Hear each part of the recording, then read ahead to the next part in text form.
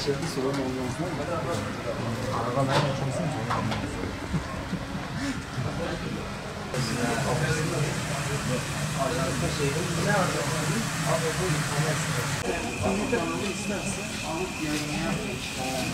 Buraya. Senin manzarasına.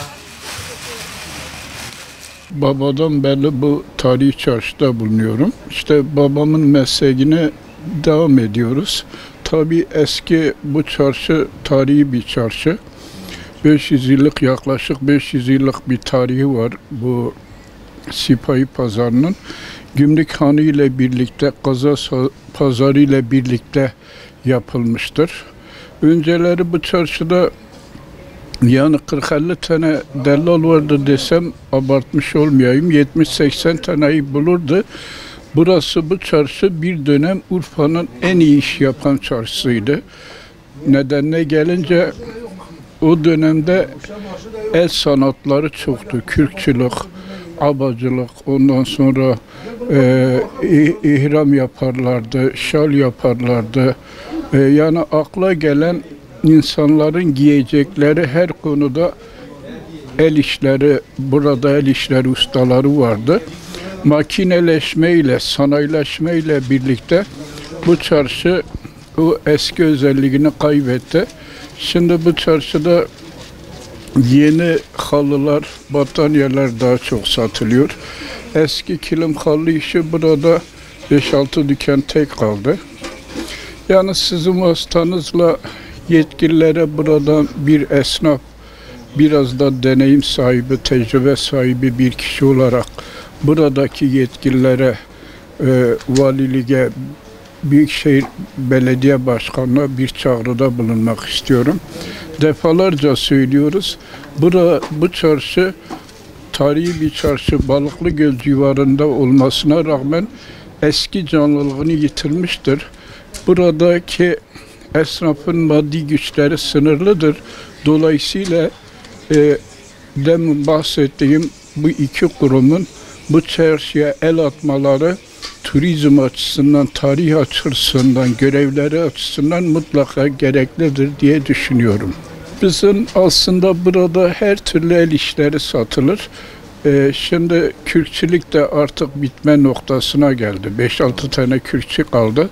Bizim burada daha çok bu çarşının tarihi özelliği eski el işlerini satmak. Yalnız tabii ki kürk değil, keçedir.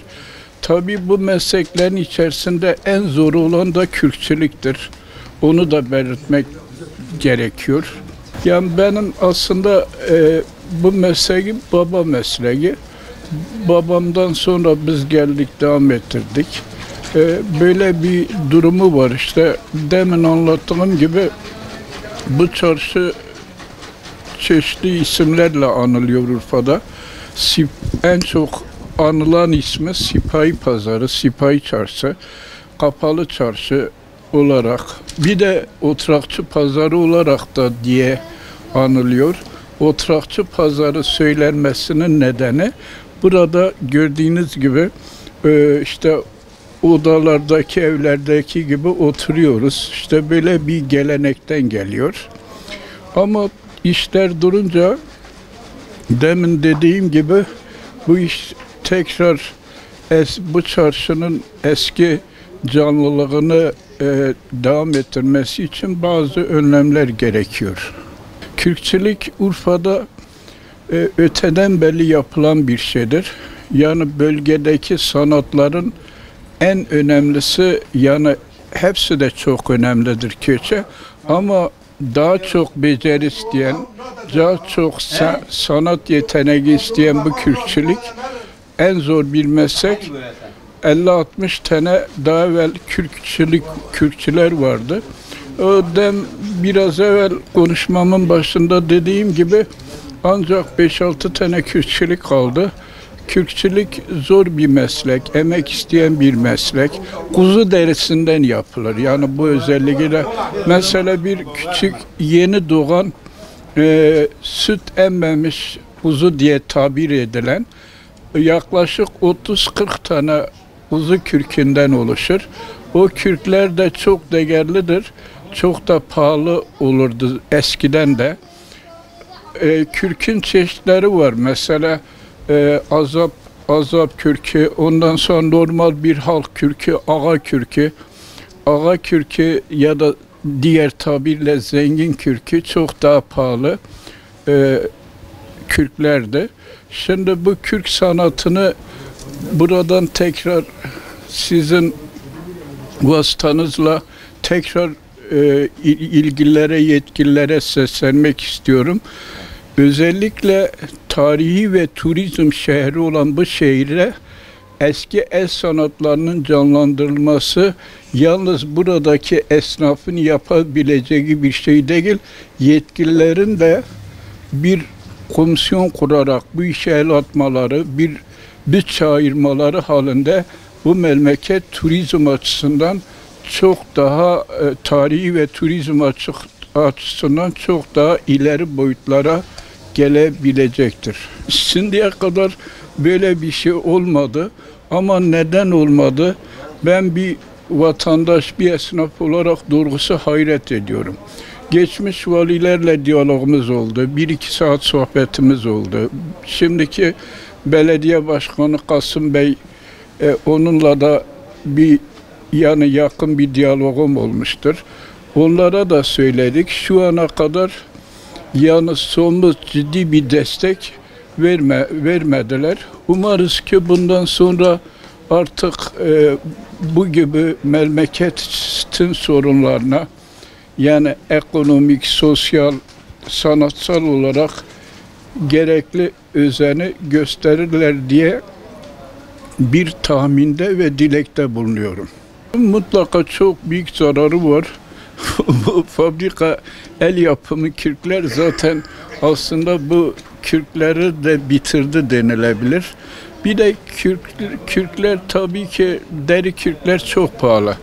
Mesela şimdi diyelim yani eski 40 tane kuzu derisinden yapılmış derinin burada maliyeti 30 bin 40 bin liradır. Dolayısıyla bunu herkes alamaz. Fabrikasyon yani yeni suni kürklerin elbette ki bu kürk sanatının gelişmesine sekte vurmuş, gerilemesine neden olmuştur. En çok ilgi gören kürkler tabii ki yani aslında kürkü kalite olarak, fiyat olarak üçe ayırmak mümkündür benim görüşüme göre. Demin dediğim gibi çok pahalı kürk var. Orta derecede yani orta sınıfın aldığı kürk var. Bir de çok daha kaba yani azap çoban kürkü var. Yani en çok rağbet edilen, satılan kürk yani o pahalı kürklerdir. Sebebine gelince orta sınıf ya da o işçi sınıfının, çobanların aldığı kürkler, onların yerine adamlar suni kürkleri alıyorlar. Yani bunu böyle demek mümkündür. Kürkçülük, yani demin dediğim gibi eğer ilgili merciler el atsa yakın bir gelecekte tarihe karışacak gibi görünüyor, her meslek gibi. Mesela aynı şekilde keçecilikte oldu, abacılıkta oldu, çeşitli meslekler gibi. Bu da özel bir ilgi, yani bir maddi yardım verilmediğim zaman kürkçülük de benim tahminim yok olma sürecine girecektir. Bu da acı bir durum olur.